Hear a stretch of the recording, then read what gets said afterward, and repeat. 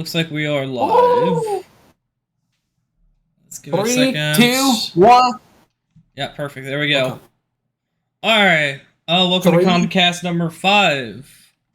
We've been gone a couple weeks. The last one kind of we had audio issues with, and this one hopefully we don't Yeah. have audio issues. We don't Yeah. have audio Hi. issues. We don't Yeah. have audio Hi. issues. Does it hear? Yep, I can hear it perfectly fine. Xavier, you sound fine. So, MC-Man isn't here yet. Hopefully he can join, but so I'm hoping he can join here shortly, but I have no idea if he is or is not. But we're gonna get started because let's try not to miss another one. That would not be very cash money of us. So I guess we can just talk about some miscellaneous stuff here before we get to the actual reviews. Let's go ahead and see what's on the list here. So we have, yeah, we're going to be talking about like Secret Invasions release date, the MCU one. We've got an X-Men comic lineup, Grim Reaper casting, My Adventures as Superman on Adult Swim, and a Spider-Verse sequel. So yeah, we got a bunch of stuff here to talk about, and let's see. What is everyone's thoughts so far though on, just general stuff, comics that you've read, just how you're feeling. Okay. So, where should I start? Because like I do have some comics that I want to talk about, but I don't feel like I have enough. Uh, I haven't finished them, so I just don't want to talk with an incomplete view of the picture.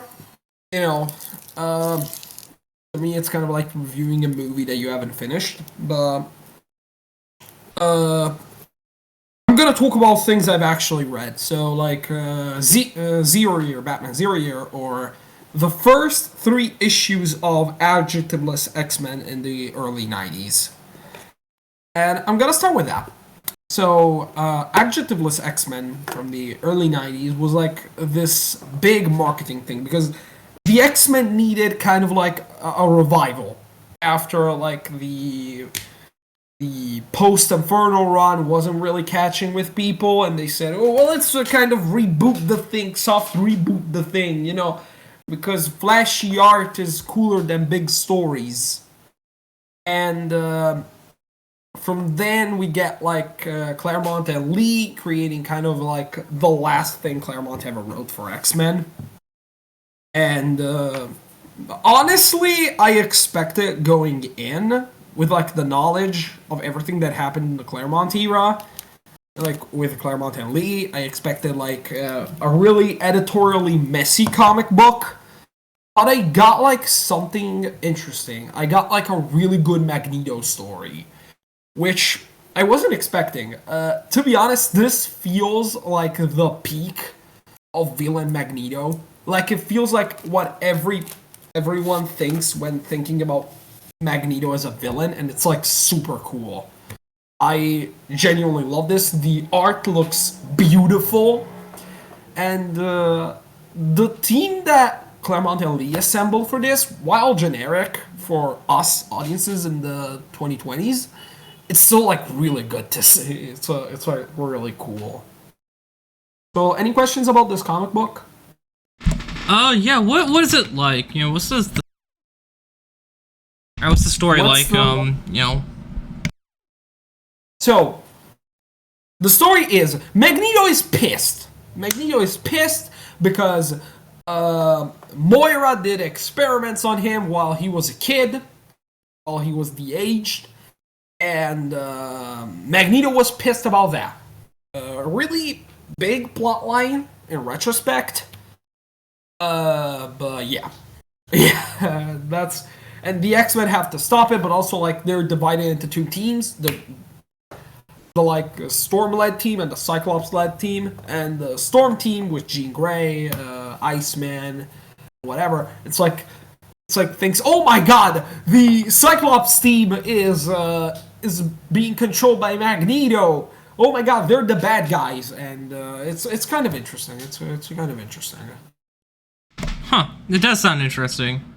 Yeah. Have you finished it, or are you just getting started on it? No, I finished it. You finished it. Okay. Would you recommend it? Like someone that's just getting into So, X-Men? Like, if it's someone that's never read an X-Men, would yes. you recommend it? Yes. Yes.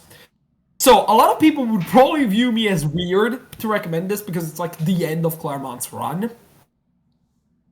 Yeah. It's not. It's not like old comics. Old comics before the 2000s weren't meant to be read as like this one continuous thing. We're meant to be read as kind of like you picking up random issues. Yeah. So yeah, every comic then could be a good jumping on point, I'd say. And I feel like this book, if you want like a good short X-Men story, get you into the characters, this is a great example of it. Although it's not my favorite pick to just recommend at random, I'd probably even of like Claremont stories, because I'd probably recommend something like God Loves Man Kills, Days of Future Past, or A Green and Pleasant Land over this. Right. But yeah, but like Claremont has made so many good comics. He's like a genuinely great writer. Yeah, Claremont is a really good writer. His writing is excellent. I love it when I read some of his stuff, and I can't wait to get started on some of his X-Men stuff because I've heard nothing but good stuff about his X-Men. Yeah, it's great. I want to say it's so. I haven't not read like a ton of his X-Men. It's kind of weird because I'm the X-Men guy here, but like, it's kind of like something that, like reading his run in full sounds daunting to me. So I just read bits and pieces of it sometimes. Yeah. And I'll read it in full eventually. But like, honestly, even just with these bits and pieces, I can say that like Claremont is solidly one of the best X-Men run for sure. He just made so many good comics, basically crafted the mythos of the X-Men. Like yeah, it's deserving of the best X-Men run. Like it's my favorite. I wouldn't say that. I wouldn't say, but it's the best for sure. Yeah. Huh. That is really interesting. I'm really interested in seeing Magneto. I kind of always seen like I kind of like when Magneto's like a really ambiguous character, but then he just goes full villain. That's just always fun to me. Where he'll be like, yeah, I'm on the fence about being evil, and then the next thing you know, he's like, okay, I'm gonna freaking murder all of you people. All of you are dead because of something that happened. I love that, how he just go that way that fast. Yeah. Mutant Genesis 2.0, it's like that. It's like that. Like those three issues are just that Magneto. That Magneto's like big, imposing, important. Like, I guess it's that Magneto is a lot like Fassbender's version of the character in the movies. Like, Yeah. like I'd say honestly. Oh, hi, MCU-Man. We were talking about Mutant Genesis 2.0. Yep, you haven't missed much. We just got started here. Hope this is a good time for you. As you're saying. Sorry about that. Oh, you're fine, dude. You're fine. We just gotta get started here. Do you have any questions about Mutant Genesis 2.0? Or any thoughts on the story? Me? Yeah. Mutant Genesis 2.0. I was just discussing that with Kenzie. Actually, I think it's a really solid X-Men story. I just feel like the first part of it, the Claremont part of it, is better than the Lobdell part of it. I have not got into the Lobdell part of it. It's just like I have other things to read on the side. I'll probably just get into it. I am scared to get into that. Honestly. Because the Lobdell part, when you read the Lobdell part, you just start to you get the sense that this is the beginning of the end, isn't it? Yeah, but like honestly, I feel like it's like really hard to replace Claremont, but I feel like they should have used like someone like Peter David or Nicieza. Oh yeah, because Nicieza was like working on X-Force at the time. Yeah, Nicieza also worked on X Factor, like during Yeah, the last issues before Peter David in the Muir Island saga. yeah, Which yeah. which like me, the editor in chief of Comic Book Herald, and like other two people I've read, but like it's good. Yeah. As So as I was like saying earlier, I really like and this sounds like it's gonna be a good Magneto. I'm interested to see how they handle this Magneto, but I'll definitely check this out. yeah, I got kind of a docket going on for some stuff, but I'm definitely willing to check that out. You and me both. yeah, I've got my docket running too. I'm yeah, me doing too. one of the few things that I'm really excited about in terms of X-Men. I know because I'm always bad mouthing X-Men. I am excited about things for X-Men though. Yeah, you Um, just don't like the current status quo, which I heavily disagree on. But no. What I don't like is the thing I don't like about the X-Men is that um, Marvel playing favorites with the X-Men, right? And it's been I kind of like that understand. way for a while. It's even Yeah. amongst the fan Also, bases where kind of like it really it really like lets it set in, because like when we get like comments like, oh well, the Avengers don't have villains the same way that the X-Men do. Okay, but the only X-Men that have solos are like two or three of them. You can't say the same thing about the Avengers, where practically yeah. almost But everybody like, has a solo. also, please use Mr. Sinister or Cassandra Nova as like, oh no, Cassandra Nova, you couldn't even use that because she's been redeemed like right before Krakoa. Yeah, and My on that note of God. characters getting solos, I just want to bring up the fact that Jane Foster as Valkyrie got, I think, an 8-issue solo back in like the Yeah, 2019 or after the events of War of the Realms. Like immediately after that, they were like, "Yeah, we're gonna give her a solo." Like you don't yeah, really see that happening with a lot of X-Men characters, where they like do something new with the character, go, "Let's do a solo to introduce you to their powers." exactamundo. Yeah, but like I feel like a lot some team books are like basically solo series, like Dugan's Marauders or Taylor's X-Men Red are like respectively Kate Pride and Emma series and a Jean Grey series, kind of. They're they're both worth reading in my opinion, but yeah. All I right. do. But the book that I'm most excited for with this new Fall of X initiative is honestly Uncanny Avengers. Sorry, I'm really Ah, looking forward to that I because like am really don't excited for know, Uncanny I Avengers. don't know when they said Pietro was a mutant again. I don't know. No. I personally just like I personally don't care about stuff like that. Like I want the twins to be mutants again, but I also just care about good comic. Just care Yeah, about but Wanda's the a comics are mutant. good. Yeah, but I guess Wanda's a she was resurrected as a mutant. Have you read yeah, Trail of Magneto? Like yeah, Trail of Magneto started good and then ended poorly. Ended in the stupidest way possible. Uh, Leah Williams should not write any serious comic book, whatsoever, because Well, she's her not like a serious writer. Amazing Mary Jane Uh, was great. yeah. No. I Yeah, think she's a great writer, but she's a great writer for comedy. I don't feel like yeah, for drama, mystery, thriller stuff. I feel Like that. in the same Yeah. kind of way uh, that I feel like Jonathan Hickman wouldn't be a good writer for a romance story, or Yeah, but I'd yeah, love to see him try and fail miserably at that. It'd be really funny. yeah. It's gonna be about flowers, and then like the entire story is just about like how a relationship blooms, and then like the relationship is gonna have like several different facets to it, and then there's gonna be like several tie-in books. Could you just imagine he's got to write the marriage of Mary Jane and Spider-Man? right? I love the pitch that you just gave me because I am really into weird metaphorical stuff. Like I Yeah, genuinely just want to see that. Like I hear that. yeah, like metaphors with like character studies that are like built on metaphors.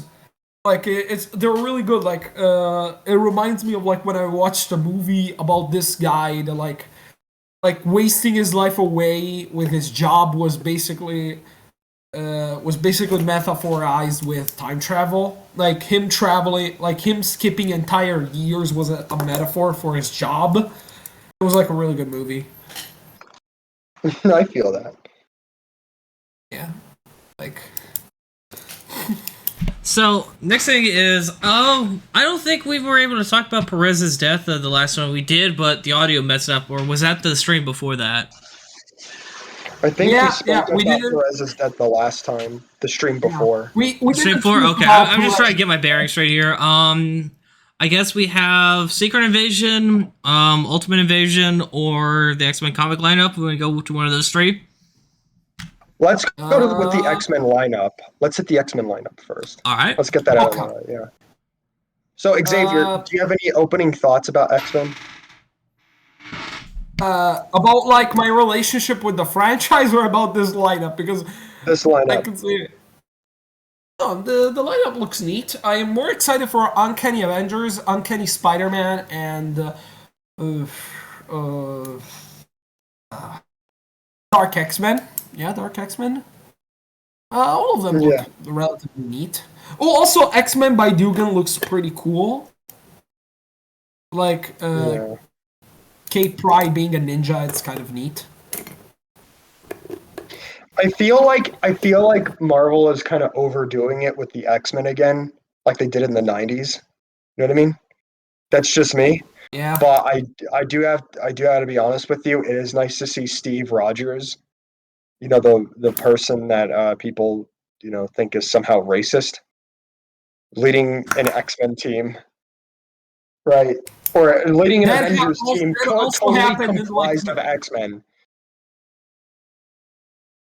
that also happened. I hope like this theme is less weird feeling than the last time regarding politics, but Well, the I don't last want time. to get into.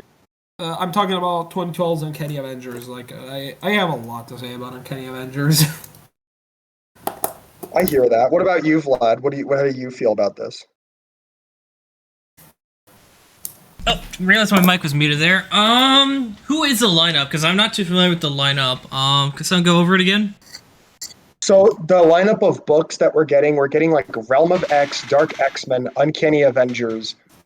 The X-Men book is still running, and then there's going to be books like Invincible Iron Man is going to take place in the fall of X, and there's going to be a lot more to do with Yeah. more X-Men stuff. Like there's Uncanny Spider-Man being the one that everybody's tripping about because they're like, oh, they're going to retcon Peter to be a mutant, and it's just like, Even though I don't, I'm almost I don't certain think that's gonna be so. Kurt. I don't Like, think it's going Yeah. to be Kurt. I think it's going to be that Spider-Man hybrid thing from Sins of Sinister. yeah, it could be that. Yeah, but It is. also just want to say this to all the people that are worried that Peter is gonna be retconned as a mutant. I just want to say, you guys, did they retcon him as a mutant in the early '90s? Right. No. My main. It's interesting seeing the X-Men getting a lot of attention like this. It's kind of interesting. It is a very Yeah. widespreading arc. Touching a lot of stuff. I'm not too happy with Tony and Emma Frost being together. That rubs me the wrong way because just how they shafted Tony and Janet back in his one of his Iron Man runs. And in the end of the day, it's Well- just outside of that, Uncanny Avengers. I'm actually looking forward to that. That seems to be what everyone's looking forward to is Uncanny Avengers. It looks like that's going to be the most Yeah. popular. Yeah. I might look into some of the Fall of X stuff just to see how it goes out. But I'm not too well versed on the modern X-Men stuff. Like, I don't know. It would be interesting to see how things go, though. The Yeah, Fall of X lineup is the thing that I'm like really, really kind of like anticipating, but I'm also kind of. I think it's gonna be one of those Marvel and because they've been doing this for X-Men for quite some time because we've got X-Men, Astonishing Iceman, Wolverine, The Children of the Vault, Invincible Iron Man, Dark X-Men, Uncanny Avengers, Realm of X, X-Men Red, Alpha Flight, X-Force, Uncanny Spider-Man, Immortal X-Men. So, yeah, this is, and the cover is like an homage to Fall of the Mutants, right? But with Charles like standing in the wake of all of like the dead X-Men. Yeah. So yeah, this is what we have to look forward to. All in all, I think I'm pretty excited for this. I'm ready for it. Yeah, me too. Especially when it's coming hot off the heels of something like Sins of Sinister, you know? And we kind of do need something better because Dark Web absolutely garbage. I wouldn't say it's garbage. I'd say it's like really mid. but like, maybe it's just me saying like that because of sunk cost fallacy because I've read the entirety of Dark Web. Like, Yeah. I don't know. It's gonna be interesting. I think. It's gonna be a very fun. I think it's gonna be fun, but its effect too on the Marvel universe is probably gonna be quite wide. I mean, it's throwing a pretty big net. Like, this is borderline. It's not quite at the level that I think War of the Realms is at, where it was like touching a lot of stuff, but this is gonna have an effect on a lot of things in the Marvel universe, and I think that's kind of neato. But I guess we just have to kind of wait to see what happens, since I mean, again, it's just such a large like event going on with all this stuff, all these different books it's touching. Yeah. There's a lot to take in, and so I think it's best to kind of like wait till stuff starts to come out to really make opinions about how things are going to change, because at this moment you really can't say what's going to happen. You can't just start making predictions off, like right out of your ass, like, oh, this is going to happen, or this. It's like, it's going to touch so much stuff that you can't, feasibly make good predictions. Yeah. And I understand that too. And that's something I really do enjoy about this type of speculation. You know what I mean? I really do enjoy stuff like this because it's just so much fun. And now moving on to the next topic, I want to talk about Secret Invasion. We finally have a release date. It took us forever after they talked about it the first time. Yeah, and when now did they we're talk here. about it? What was that? That was like 2 or 3 years ago, right?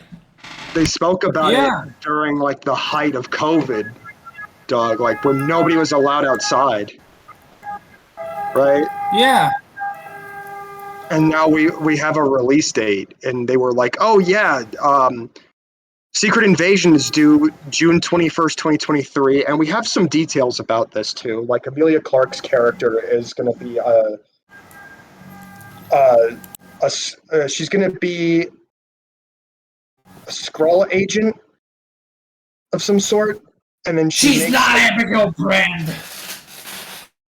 There's like a term, like the way that she describes her character is there's a bunch of promises that S.H.I.E.L.D. and Nick Fury made that were never followed up on, which I'm like, oh, that's interesting.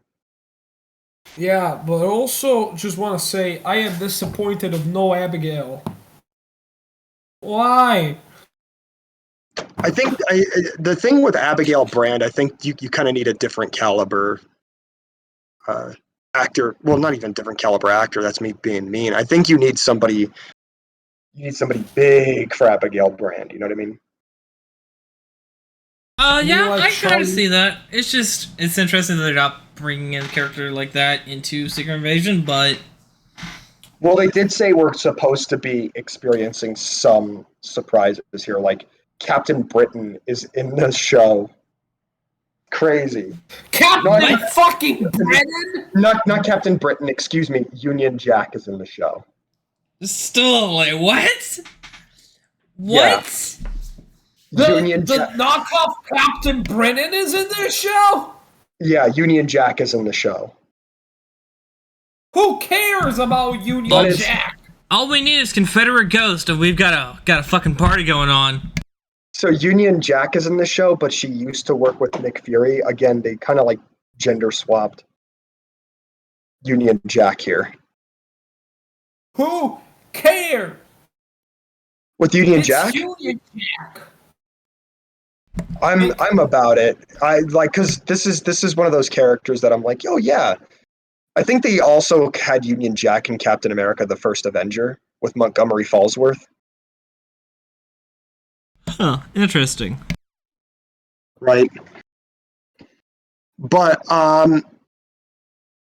yeah, that's like the release date for the for Secret Invasion, and I'm really excited. Christopher McDonald is in it. Right, they said that we're supposed to be experiencing some other surprises in the show, like we're supposed to have like other heroes or maybe something like some big stuff, because we know War Machine's in the show, and this is somehow supposed to tie into Armor Wars, which is now a movie. Yeah, right? Because wasn't it like a show or something first, and now it's a movie? Yeah, it was a show. Now it's a movie because they thought like, oh, this works better as a film.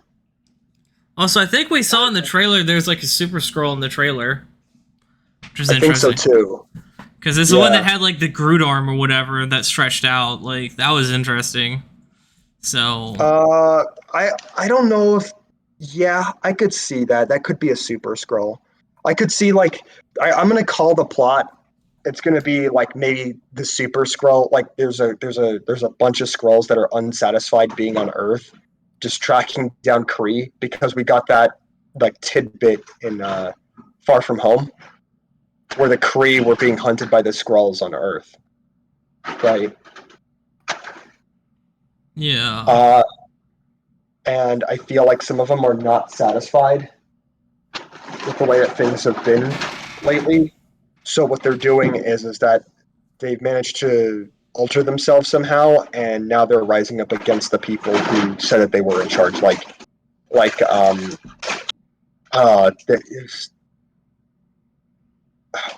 the Skrull's name from the first movie, from the Captain Marvel movie? Oh God, Talos. Yeah, Talos.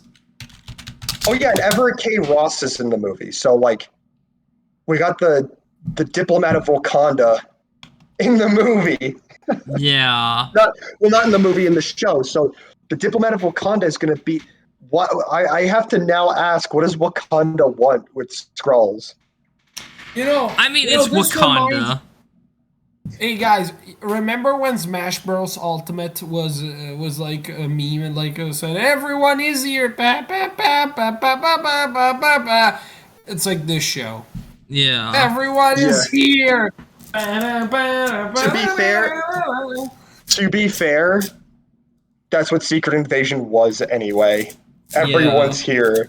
The entire thing was, who do you trust? And the only place that's managed to do this, like that story justice, like to actually give that story, because this story is being adapted twice. Yeah. Right? EMH did the best adaptation of it the first time. I'm going to be honest with you. I feel like in some places EMH did the story better. Yeah. Yeah, it somehow was better than the book, and that's kind of, that really shows what EMH can do. Yeah, somehow it was a little bit better. Partly because, no Elektra and no Daredevil. Yeah. Let's go. Daredevil, don't you mean Mid-Devil? Daredevil. Let's go. Daredevil. I'm sorry. Mid-Devil. And then Daredevil. Now just moving on to our next piece of news. Grim Reaper was casted for the Wonder Man show. And by the way, this Wonder Man show is still not confirmed by Marvel. So everything we're hearing about this show is like we just have really good sources talking about Wonder Man. Yeah. And that's You know- that's gonna be really interesting because I don't know how Wonder Man's going to tie into the larger MCU universe. You know, if he's going to be part of the next personally Avengers feel lineup. like Was that Xavier? It's gonna tie up in. It's gonna tie into the X-Men. You know how? Well, he's not a mutant though. Like, He's buddy with beasts. still, it may tie into that, but I don't know. Like, they may not do that in the comics. He is, but we don't know what they're gonna do. So- Like, a lot of this is rumors, and So, that imagine. So, Vlad, I'll let you finish before I tell you my pitch. Yeah, it's like, to me, I don't know exactly where they're going with this. If this is going to be, because it's just really weird that they're introducing him in a show, you know? They're not putting him on a team first. It's like, yeah, here we go. We got a show for this guy. Also, we're introducing one of the Avengers villains here, too. Don't ask why. And it's like, I mean, I know why. He's like his brother. And I don't know if they're going to, like, relate them back to Vision and Ultron. I don't think they are. Because there's no way to really do that unless they retcon I some think there previous is a stuff. way to do it. Yeah, I do think that there's a way to do it, but it's just it's gonna be like well after the fact. You know what I mean? Yeah. And right now, the current Vision in the MCU doesn't have anybody to really base his brain patterns on. So it could just be like, oh yeah, hey, something happened. But like they also said, Ultron might be coming back. Yeah. I think this would be the place for Ultron to come back because Simon and Ultron have always had beef.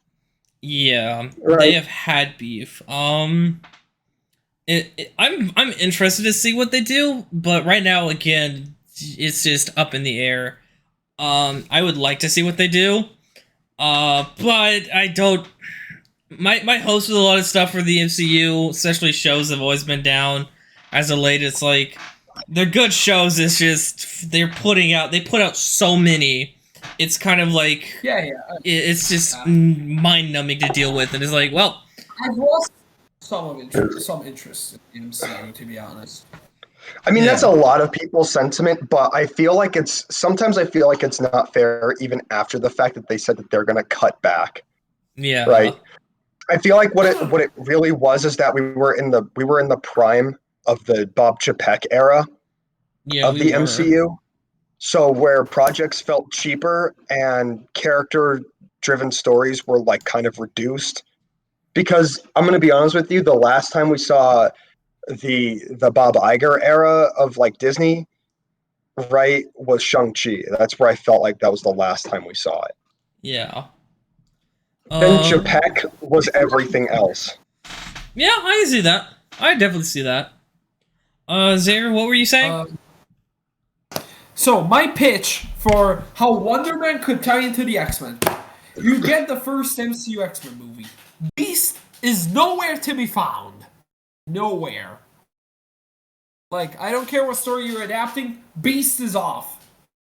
Then in the post-credit scene, you get Beast and Wonder Man just returning to the mansion, and they see everything that happened. The mansion is half destroyed or something. And they look at each other, and they say, well, that just happened. Yeah, that would be interesting. Not too sure how. What do you think? I don't know how I feel about that because that's just like, I really don't know because if I'm gonna have an MCU lineup for X-Men, I want Beast on that lineup, but that's just me. You have it in the second movie. But yeah, jokes aside, to be honest, I'd probably see like a buddy cop show with Beast and Wonder Man. That would be cool. Yeah, that would be interesting. Maybe if the show is good, That is, maybe if the show's good, we get like that's like the season 2 aspect of it. Yeah, yeah, him becoming Like, friends with imagine, we Beast, get- that'd be cool. yeah. We get like a Wonder Man season 1. Like, let's say in this timeline, everyone loves Wonder Man season 1. Wonder Man season 1 is awesome. Wonder Man season 1 is peak cinema. And they announce season 2. In season 2, they introduce a blue furry dude. First image, blue furry dude. And Yeah. like the entire series is just him. It's just Simon and Hank reconnecting because they had been buddies in college, but after college, he became the Blue Beast. Huh. That would be interesting. Yeah. Let's see here. Let's go on to My Adventures with Superman. That's now going to be on Adult Swim. Not too sure how I feel about that. Yeah, that's weird. To be honest, yeah. Like, I feel like the Batman show should be on Adult Swim because the Batman show to me has more chances of feeling like what Adult Swim could do with an adult TV show than Superman. To me, it's like Adult Swim. To me, just has a negative connotation.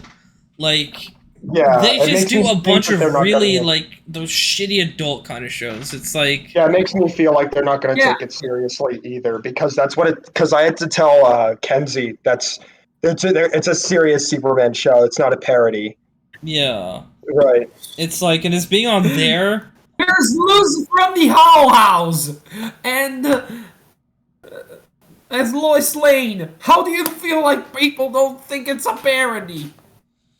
I know that's the problem, and then of course it's going to Adult Swim. Like, the problem is it's like that's like the worst place to fucking send it.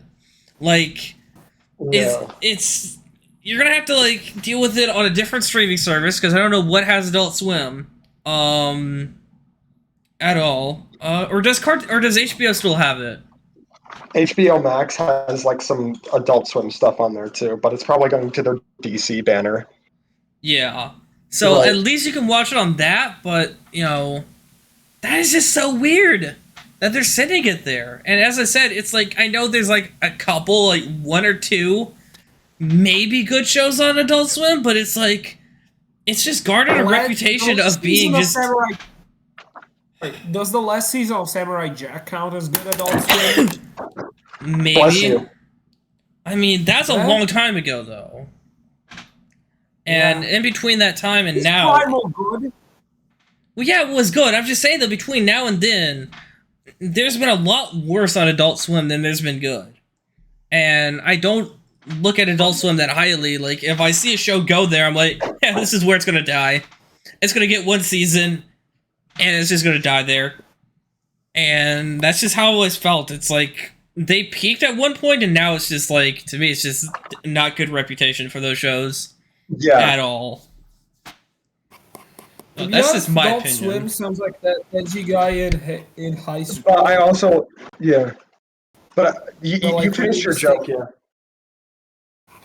No, it's like that edgy guy in high school that thinks that like being like an edgelord means it's funny.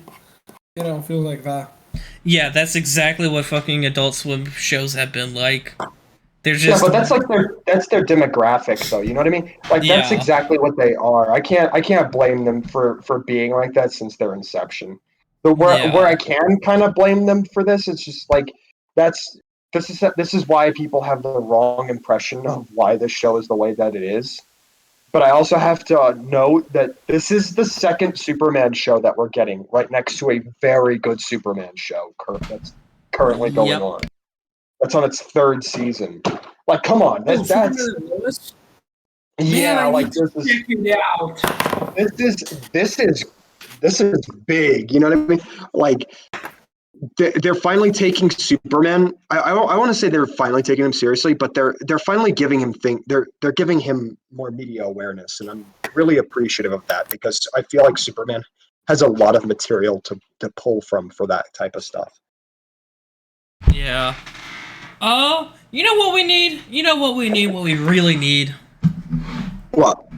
Call me crazy, but we need a show. An animated show about Janet and Nadia doing all sorts of fun shit together. That would be great. Okay. Yeah, like in a Moon Girl and Devil Dinosaur, like. Yes. Yeah, I wouldn't mind that. That would be fun. I would watch the Have you seen Moon Girl and Devil Dinosaur? I have. Yeah, we've seen it. It's pretty good. It's really good. It's like the best Marvel show, in my opinion, since like Daredevil ended. Just saying. I mean, I'm not a big fan of Moon Girl's character in comics, but I'm okay with her in the show. but I mean that's just me. I don't want to go into it because it's just a bunch of like my own kind of reasons. I don't care about Moon Girl comics. I don't care about Moon Girl comics. I've not read the Moon Girl comics. I love this show, and I wish we got like a similar show for Miss Marvel instead of the live action show.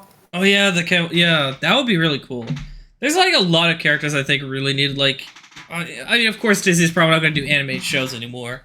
That's a whole different debate. No, if we're even going to get like, animated Avengers related characters. I want like this hyper stylized take on the Marvel universe. I want to see more of it. Like give me like the X-Men in this style. Give me like the X-Men in like a really 90s style or like really 80s style. Or like I don't know, give me Miles Morales with like street graffiti style or I do like how Joshua Fine does describe how Marvel treats animation, and he said in his words that animation has always been the redheaded stepchild at Marvel, where it's just like that explains a lot actually. It really does. Like now I understand why you guys thought it was a good idea to release Avengers Assemble. Yeah. I mean, there's a lot you can do with it, and honestly, even though animation's probably more viable too. Like if you stop to think about it, like you can do a lot of things with animation. You can do it's so lightly cheaper, Yeah, it is a lot cheaper. There's a lot more you can do. I just feel like they don't want to push it for their like more mature kind of shows, just because they feel like animation isn't meant for mature audiences. I feel like a lot of people associate animation with like kids shows, which I get that, but at the same time you can still do it for adults. It'd be really cool having like like an age appropriate Avengers show would actually be really fucking cool. Not gonna lie. I have a pitch about that, but I'll discuss it when we're off mic. It's pretty cool. However, I am really excited for Superman and my adventures with Superman on this show. I honestly hope we get some like really cool lore stuff. Superman's like first time in Metropolis, even though that's what the movie's gonna do. Yeah. Some of these projects are stepping on their own toes. Yeah, but don't. I wouldn't go too hard on DC. They're kind of like, they're like that one kid whose family's just been divorced 3 times. And they're on their 4th set of parents, so give them a little bit of slack here. And that kid is like really cool and could use like some really good material for like his school projects. And then you see him turning up some stuff like BVS or like Wonder Woman 1984, and you're like, oh my god, you're cool. It's like, oh my god, what the fuck? I gave you help. I was there for you. You give me Wonder Woman 84. What is wrong with you, child? Oh. Like, fuck. I don't hate Wonder Woman 1984 as much as most people do. Maybe it's just because I'm a really positive person about movies. I don't know. I genuinely just think it's some mid-ass movie that it's like, it has a good Pedro Pascal performance, but that's it. Yeah. I usually go entire months without thinking about this movie, and it's okay for me. Yeah. I feel like we should talk about the possibility of, not the possibility, or rather, we're going to talk about Across the Spider-Verse. Ooh. Yeah, some very fun discussions have happened here about it. I'm going to say that. I just want to say this. Across the Spider-Verse is my most hyped comic book movie for this year. Agreed. Yeah, I mean, yeah, I that agree. and Guardians of the Galaxy Volume 3. Those are the comic book movies I'm anticipating the most. I know, right? Those two. I only care about those two. I don't give a shit about Shazam. Well, Shazam's dead. I really liked Ant-Man. People were really mean about that movie. They were. I haven't seen it yet. Thank you, social anxiety disorder, but it'll be coming out I think on the 18th, so about 9 more days. Honestly, I haven't seen it yet, just because I thought, I have better things to do than watch this movie. Yeah, but with Across the Spider-Verse, this is a very interesting plot. We kind of see that Miguel is the physical threat for Spider-Man in the movie, but it looks like the Spot is going to be the villain because that's what they said. That's what Lord and Miller said. Because the Spot is cool. I feel like more Lund should have been the villain if they did a 2-part Spider-Verse movie. I feel like they might save that for the third one, and that's still annoying because I really don't want to see more Lund. Why? I don't like him. Oh, okay. I don't like him. I don't like him as a villain, and I don't like him as a character. He's boring to me. I personally feel like he's a really cool villain to show Peter fighting impossible odds. Yeah, I'll agree to that. I love Coming Home, so it's one of my favorite Spider-Man stories. I have a soft spot for Morlun. I hear that. I mean, but with this movie, we've seen already all the Spider-Men, and I'm assuming this is where they got we've animated 200 plus characters from. Yeah, there's also Rhaenyra, Val's, MJ, and Annie. Yeah, there's this is. I've made fun of this before. I was like, this is the Where's Waldo of all of your favorite Spider people. You're gonna go back to this trailer. You're gonna see it a few more times, and then you're gonna go to the movie, and then you're gonna go to the movie again, and you're gonna be like, oh, I gotta find my favorite Spider person, which is why Spider-Man discussions are stagnant as they are already. Exactly. That's why aren't Spider-Man discussions right now just this is where Spider-Man run sucks because Peter is not with Mary Jane. I hate Paul. It's either that or it's look, my favorite Spider-Man made it into my favorite Spider-Man movie. That's what it is. Yeah, it's gonna be cool. It's gonna be cool, but I'm just saying that's boring. Yeah, that was my problem with it was when I first watched the first one, I was like, oh boy, I do not know half of who these guys are. I didn't know 90% of the fucking characters that showed up. I was like, this is a little awkward for me. A little Across or into the Spider-Verse. Across the Spider-Verse is gonna be boring in that aspect. Yeah. I'm gonna admit something here. I didn't know who Miguel was until 2023, when I just got into comics and I played Lego Marvel Superheroes 2, and I found out about Spider-Man 2099 there. So it's not that mainstream of a character, so it's realistic that you've never heard of him. I know, it's just this movie comes out, I'm like, I just find out about this guy, and he's gonna be the main antagonist to a movie coming up. How weird is that? Yeah. Then there's also some other confusion and people being oh, see, I'm so over people caring about Earth designations, right? They already didn't care before. They just wanted to be Earth 616 is Earth 616. The MCU is not Earth 616. To be fair with you, most Earths think that they're Earth 616. Okay.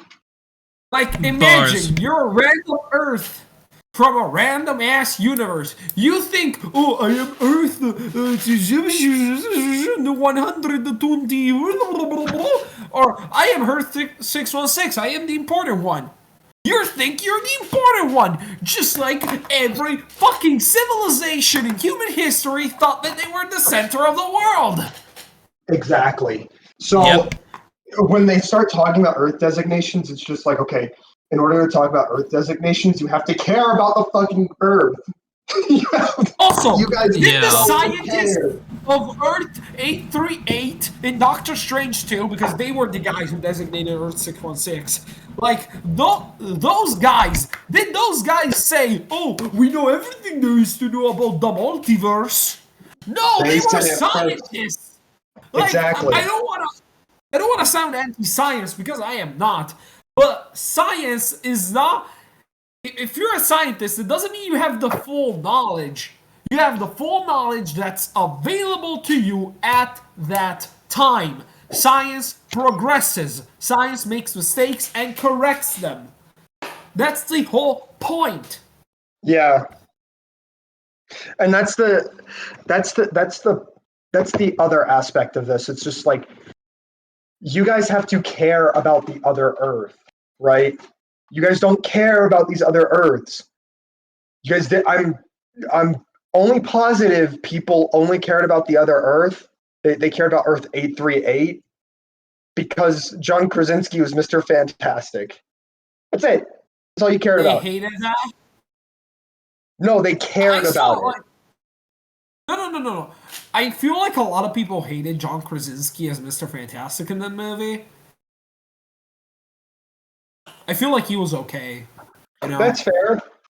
That's fair, but what I'm trying to say is that like the people bitching about the Earth designation in Across the Spider-Verse, it's just like, oh man, see, he said Earth 1999-9, and it's just like, okay, and it's like, see, Amon Villani was right. Even though I don't like Miss Marvel, she was right. And Yeah, like, her, not liking Miss Marvel doesn't mean that you don't like an actress as a person. Like, no, but that's not what I'm saying. Is that she said it's Earth 616 is a comic universe, and then Earth 1999-9 is the MCU. Okay, right. But now we're going back to the whole point of Earth designations, where it's just like that's just to say things are or aren't canon, right? To a specific universe that is an ongoing universe. so isn't Peter Parker's universe when you just flat out go around crying about it, right? When you just run around crying about like, oh man, that's not Earth 616. This is Earth 616. You don't care about Earth 616. Exactly. Yeah, but you know what is like 616 times more enjoyable than doing this? What? 616 touching some grass. 616 touching some grass. Yes, that was pretty good. That's good. No, but like you see, like that's another thing about the trailer that people are kind of missing the point. Like they're like, oh yeah, they didn't get the Spider-Verse, they didn't get the Doctor Strange and MCU Spider-Man. I highly doubt that line is going to make it into the movie. And if it is in the movie, people are going to be like, "Yep, see, the MCU wasn't invited on this one," and it's just like, okay, doesn't that make it better then? And to be honest, I don't really care about these Easter eggs. It's just, they reference this thing. Okay. Like, yeah, but the people that are talking about this put too much effort. They spend too much time thinking about it. Is what I'm trying to get at. To be honest, like the only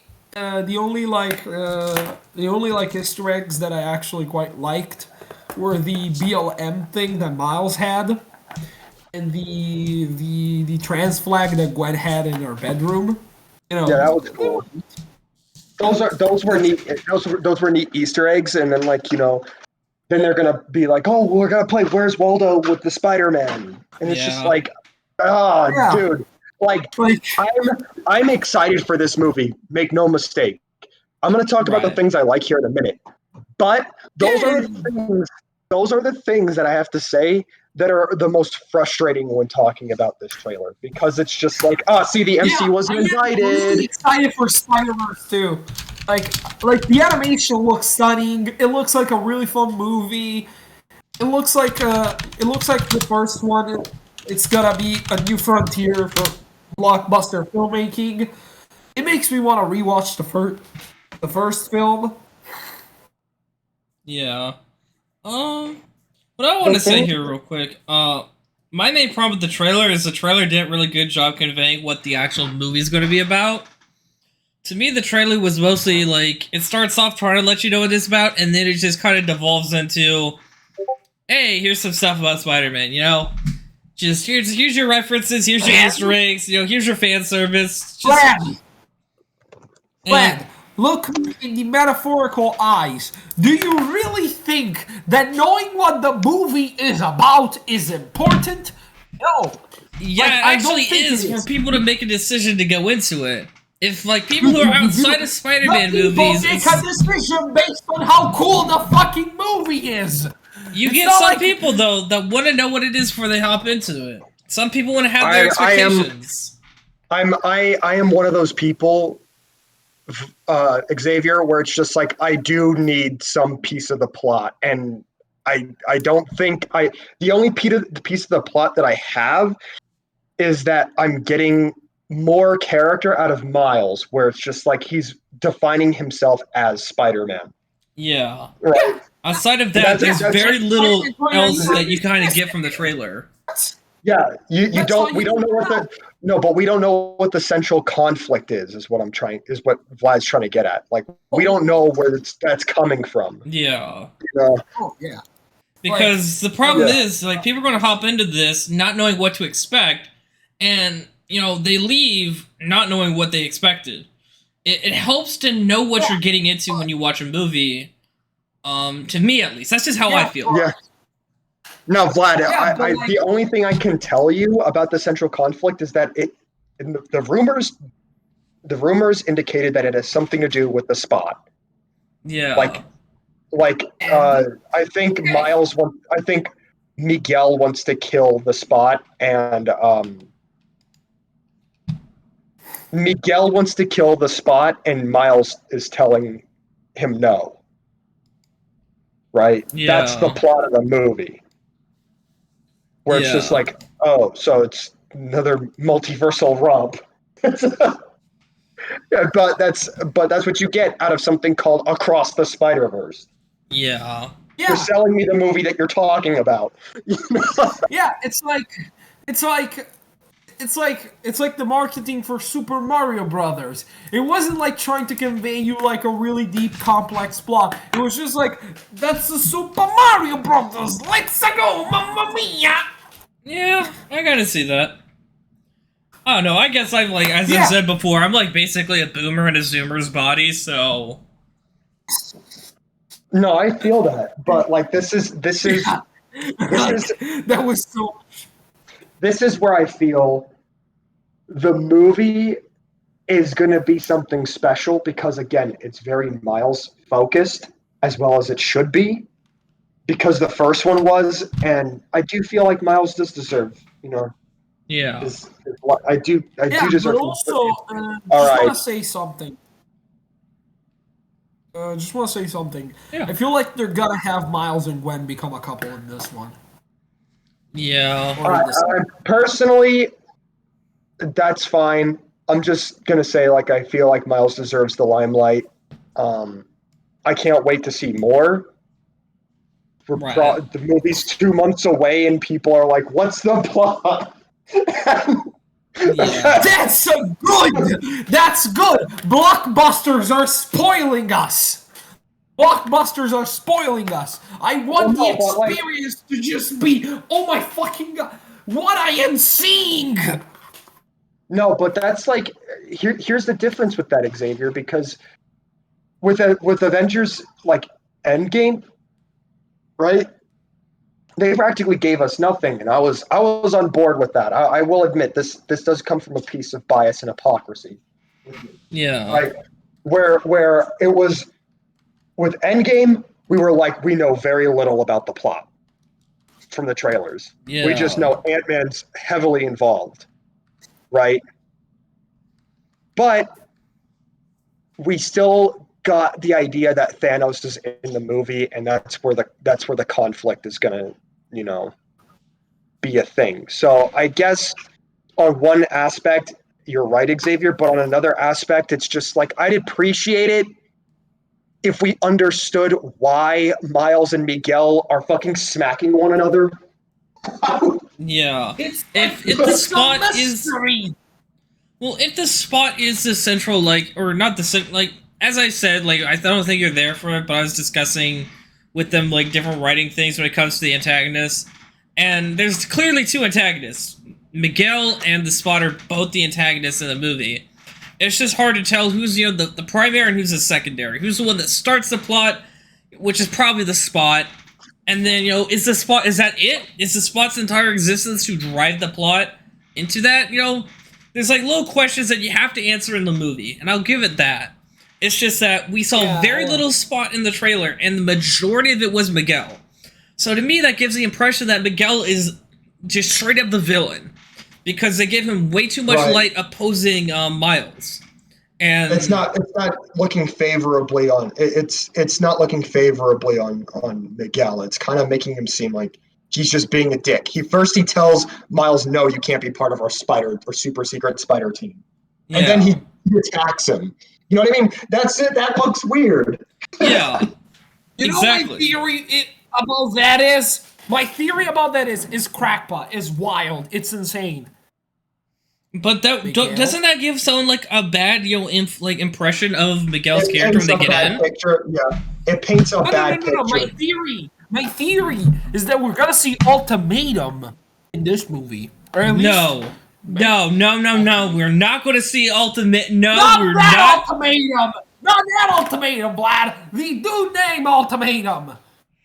Okay. See, I get PTSD when I hear Ultimatum. I'm sorry. I think we all get PTSD when we hear Ultimatum. Yeah, I was kind of worried. I was just about to be like, what? We're going to see, like, Janet get eaten? MCU Janet eaten by the Blob? Oh, you think we're going to get, like... You think we're going to get the other Miles Morales? I personally, that is... You need a lot for him, man. That means you have to acknowledge other Marvel characters outside of Spider-Man. Yeah. No. You need to just acknowledge the Kingpin, man.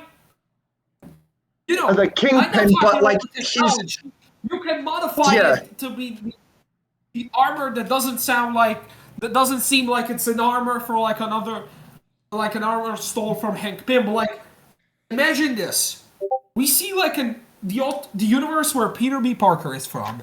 Yeah. We see like the Kingpin's henchman and trustman is Miles Morales. Right. No one knows about this. It's like the secret henchman, No, I can understand that, but like that would be a surprise. Like, there's other spider people who I'm like, all right, there seems like there's going to be a handful of you that are going to be able to get like speaking roles, right? Yeah. There's like people are like, oh, Spectacular is going to be in this one, and it's just like he's going to wave at the camera. I promise you, he's not going to have a big role. Listen, that is amazing, waving at the camera. Man, I'll take it, but the problem with taking it is just like the expectation is what I'm getting at, Xavier. Like that's the thing. People are thinking, oh well, Spectacular's in it, so then thusly they got Josh Keaton, and it's just like he's probably not even going to say anything. Yep. They should have him say something. Yeah, he just says, "What's up, bitches?" and then that's it. That's it. No. He says, the movie ends and he says, "That's all, folks." Oh my god, he just shows up at the end. This is what you wanted, right? You wanted me to talk? Here I am talking. Yeah, that's it. But I think we should go on to comics, starting with Xavier. Oh. Outside of X-Men, 1991? Or you want to have me talking about current stuff? Oh, dude, you could talk about whatever you want. Yep. Oh, cool. I want to talk about Batman Zero Year because it's awesome. 0 year, huh? Yeah, I've reread it recently, and it's incredible.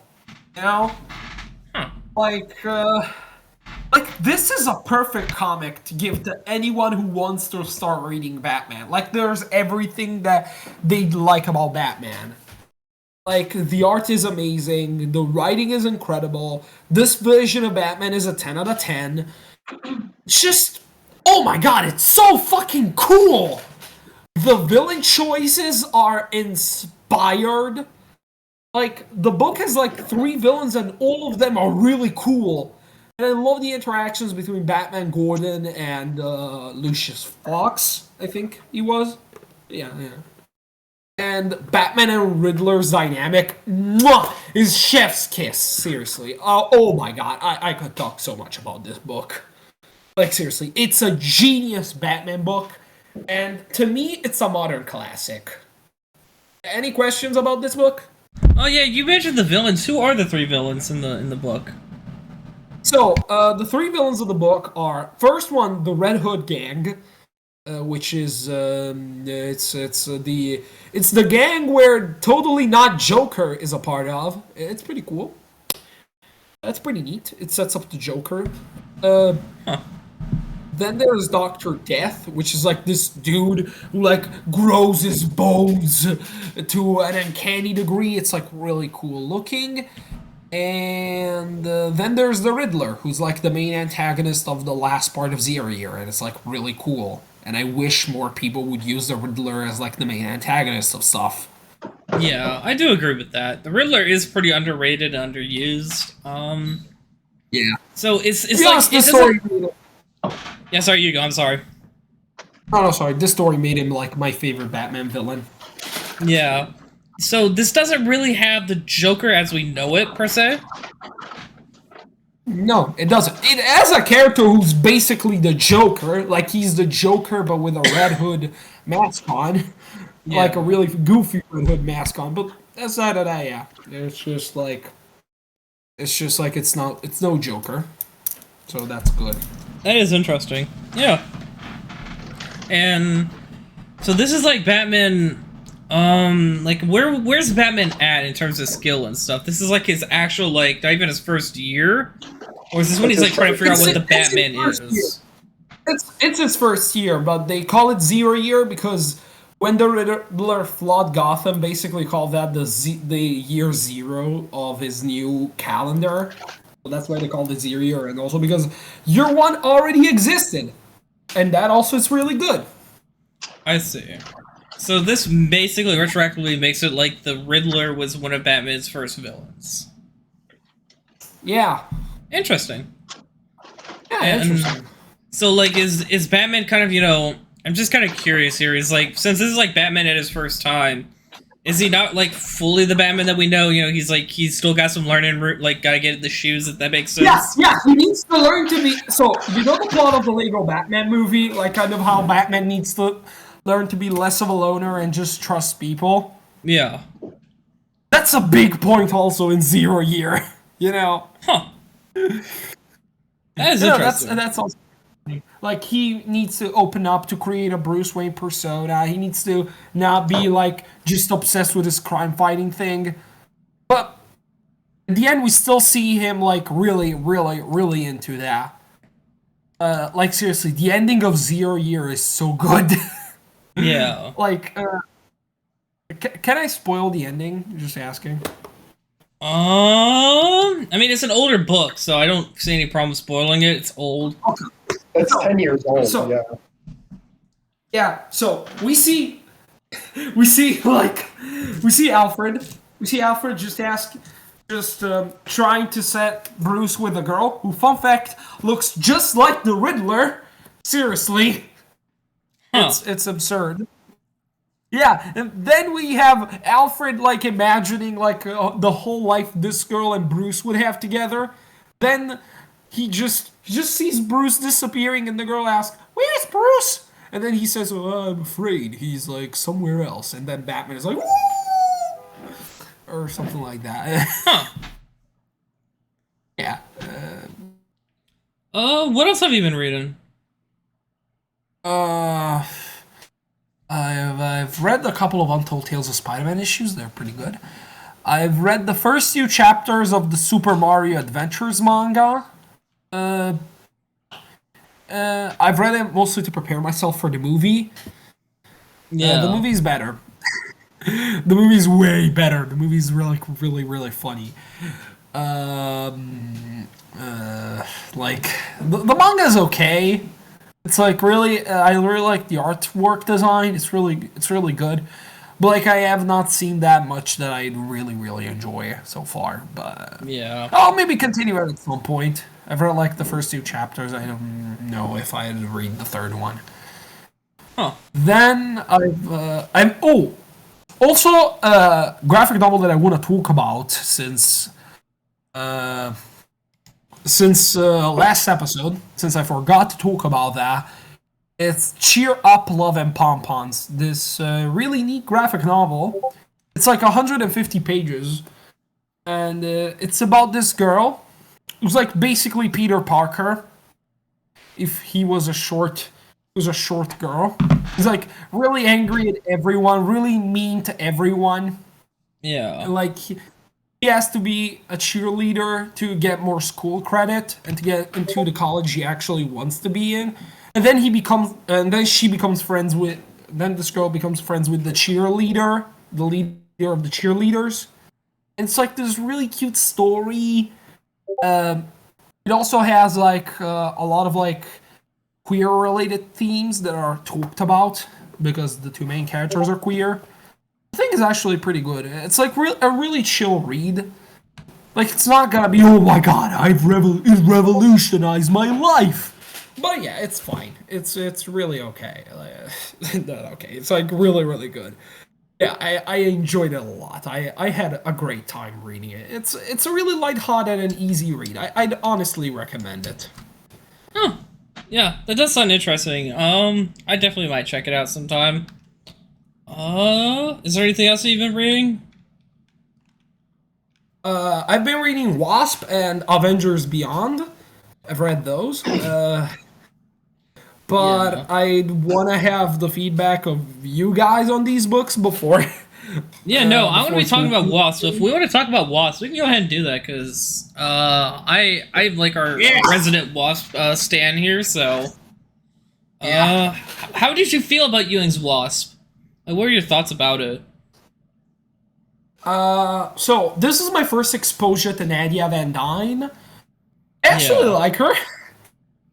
Yeah, I do like her. She's like this really neat, fun character who has kind of a dark past, but she's also really lighthearted. It's like really funny, and I find it quite entertaining. yeah. Nadia is very chill in Ewing's Wasp. I think a lot of that has to do with her getting her bipolar under check, because she does have bipolar disorder. Because in Unstoppable, she can like her personality is like dialed up to 100. But it really depends on the writer. Interesting. To be honest, I feel like Janet is the more well-written one in the Ewing stuff.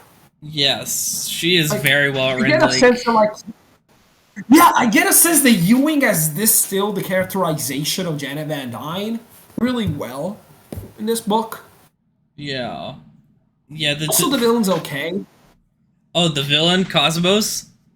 The thing with Cosmos is that is a really like they fucking dug into the fucking 60s to get that out because Cosmos died in their introduction. So, yeah, but like Ewing is the '60s guy. Is like the guy who like pulls up continuity out of his ass. Like this happened like 30 years ago. Let's talk about it. Yeah. You know, we have like Magneto Headmaster was referenced in X-Men Red. We had like the Immortal Hulk thing.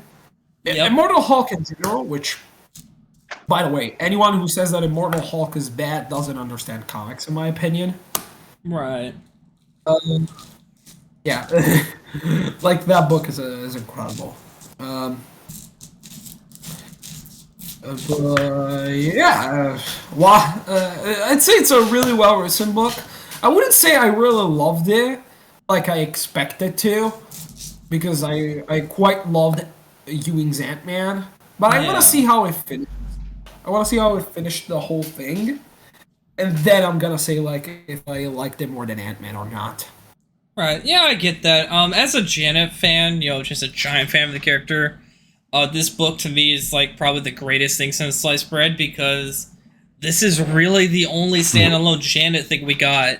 You may be able to count Unstoppable Wasp, but that's more of a Nadia-centric book than a Janet-centric one. And some of the stuff that happens in Unstoppable kind of isn't fun for Janet's character. This right here, though, really is like Janet-centric. This is like all of like the stuff from her past. Everything in her life is starting to come back to her, and it's really interesting seeing that happen and how she deals with it. Especially like dealing with like a lot of stuff like a trauma in her past.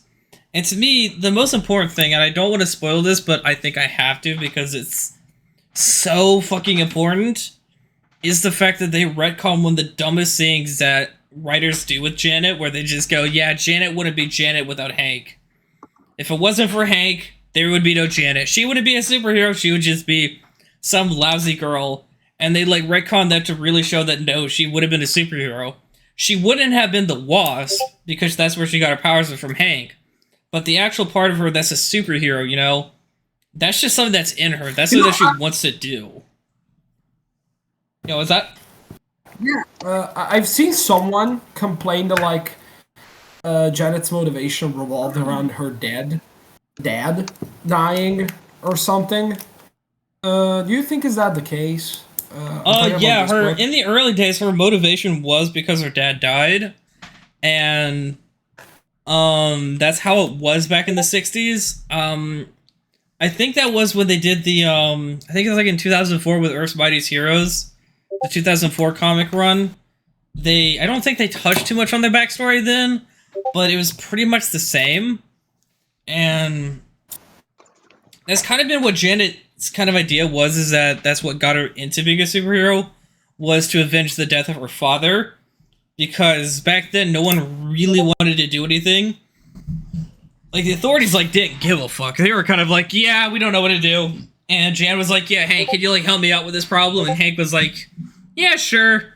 I'm doing some crazy stuff with pin particles and things, Here, you take this pill, you can shrink down to the size of, like, a wasp. I'll put in some wings and antenna in your forehead. And that's kind of where she started.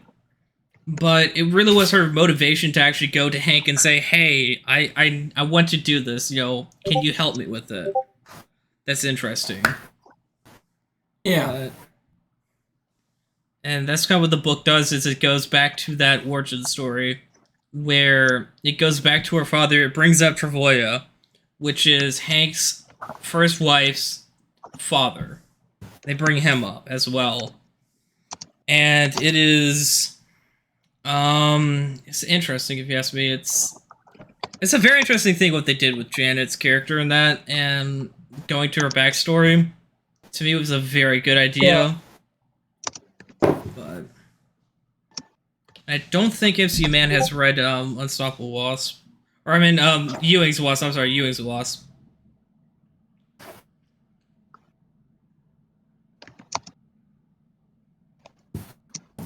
So, do you have any questions about Ewing's Wasp, MCU-Man? No, I'm all right. Okay. So, what do you think of Avengers Beyond? It's pretty solid. I like the book from beginning to end. Yeah. Honestly, I'd say like it's a Derek Landy book, a really good Derek Landy book. That's how I describe it. Because you know how Derek Landy written by Derek Landy is just characters interacting, really good characters. They really goodly interact. Not much else happens, but it's pretty good. That's kind of how I take Derek Landy's Avengers stuff. You know, that's yeah. I think they have their place. And to be honest, I could see like them doing like a short arc for like the Avengers ongoing, hypothetically in the future, or maybe a small run. Yeah. I picked up Beyond. I haven't read it yet. It was on my list this morning to read, and I just didn't have time. Yeah, I read it like a week ago. To be honest, I don't have a lot to say about Beyond Yeah. because it's Beyond, like really. Like I said, it's not that I don't like Derek Landy. I just never have that much to say about it. Right. What did you read, MCU-Man? 1 minute. Okay.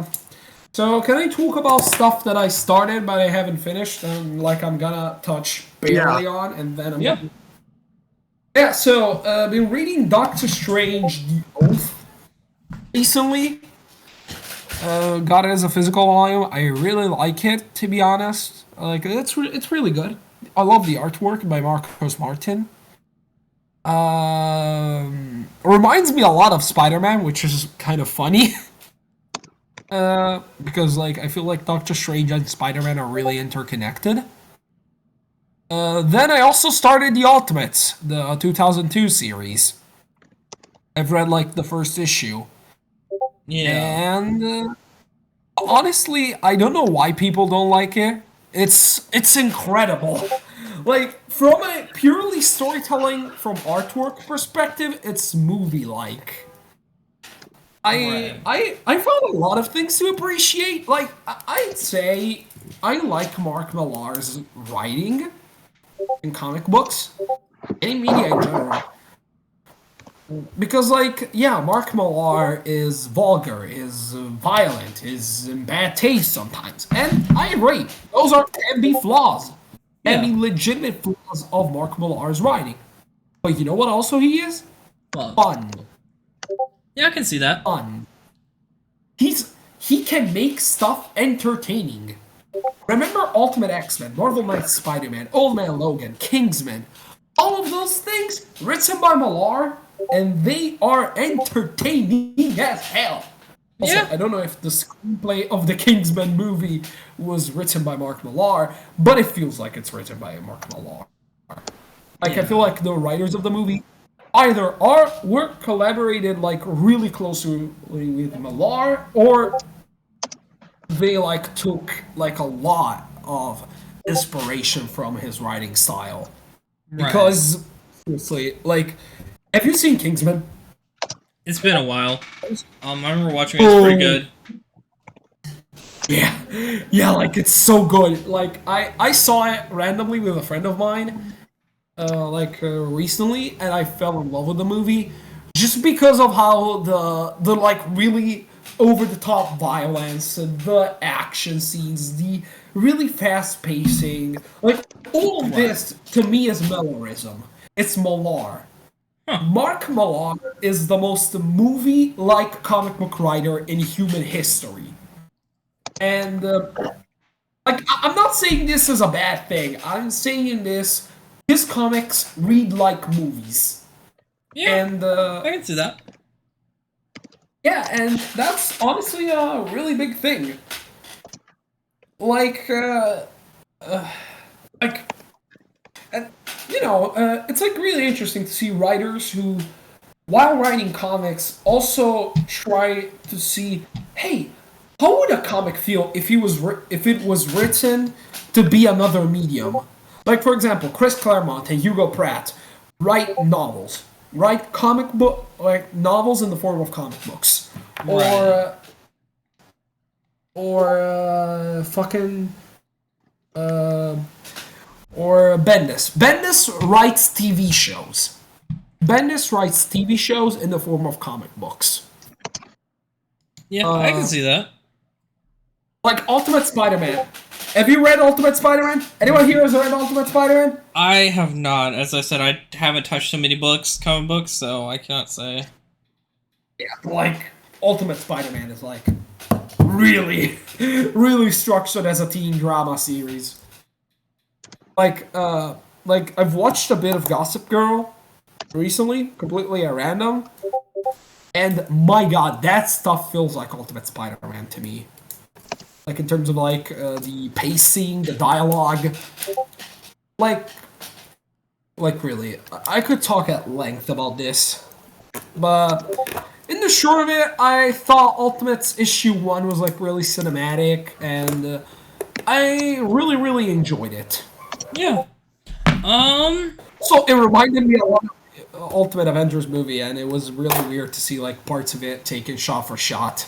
Yeah. Alexa, are you still kind of occupied there, or are you want me to go? I'm a little occupied. Okay. You can go.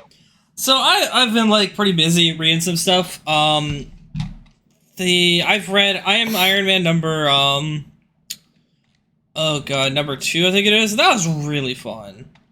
Yeah, I Am Iron Man is a great series so far. I really like the sardine guy that shows up. Just absolutely fun seeing that thing show up. That was so much fun. Sardine guy is awesome. It's sort of like Iron Man fan. Yes, there you go.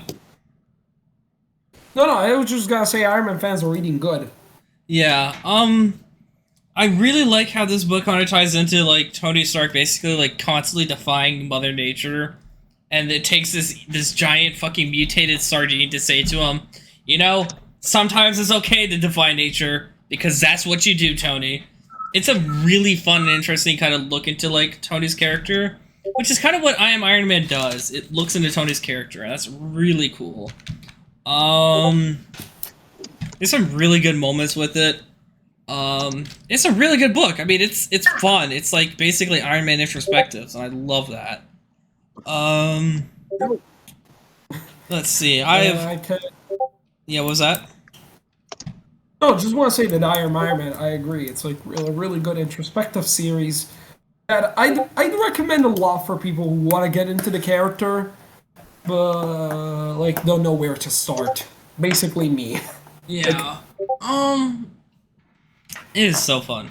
I've also read War Across Time number 4, and that was really good.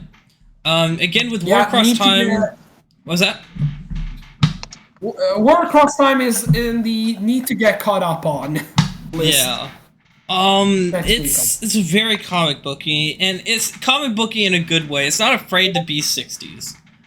And I can enjoy that, and I can appreciate the book for that. There's some really good moments. There's like moments where like it just dials up the comic booky nature of it, and that's really cool to me. They're dealing with they're finally like coming to an end with Sentry. We get a return to Don Blake, which is fantastic. Donald Blake has been missing for way too long. That's really fun to see that. And oh my god, there's some really good moments. Janet is horny because Janet's always horny in the fucking War Across Time books. It's just really fun to see that. It's just a good book. It looks like we're finally getting back to Kang. Like, holy shit, we got sidetracked for 3 books dealing with Sentry, and now we're back to Kang. And it looks like Kang is gonna be a pretty big threat. He looks like his whole plan is he's gonna kill all the Avengers, like, always.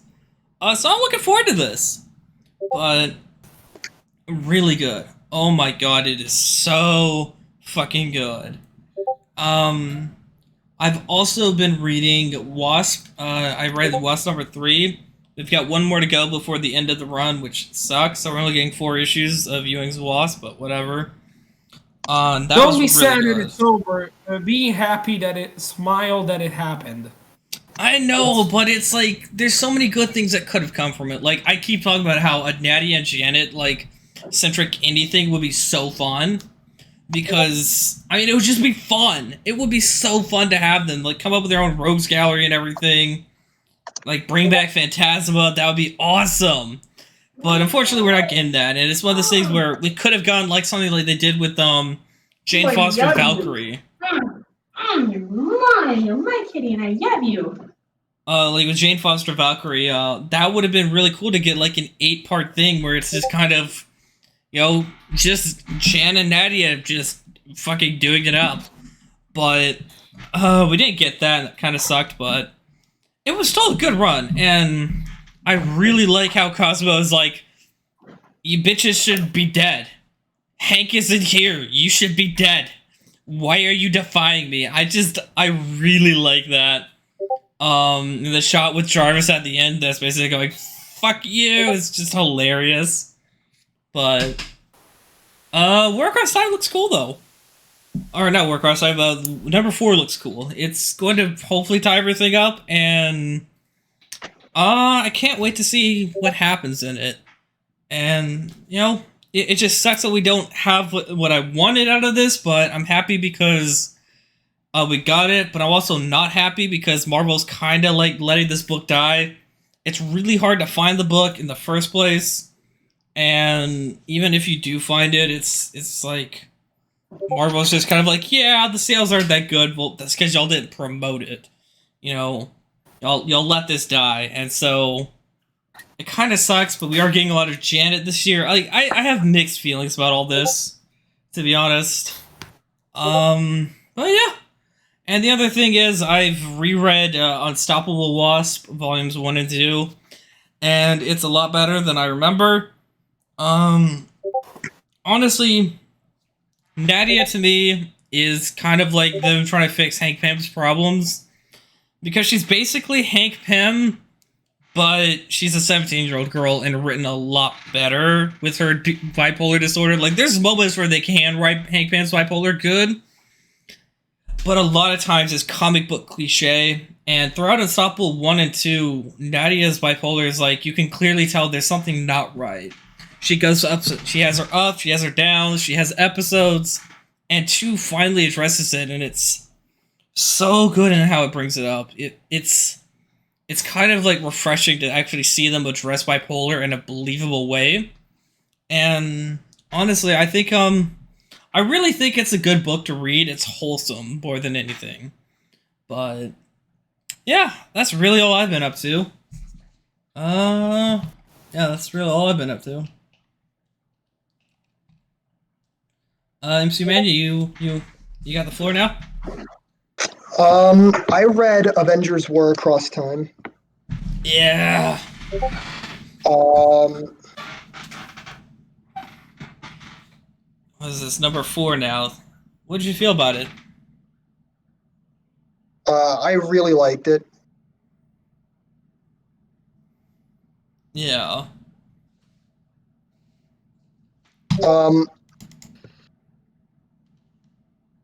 The aspect I really liked about it was I love the action, loved everything from the action to the dialogue. I even loved how they got Thor and everybody else involved, even though he was temporarily incapacitated. He got to spend most of the time out of the plot, and he came back in, and then he leaves again. Where it's just like typical Avengers. It's in It's very typical 60s Thor kind of shit. Hold on.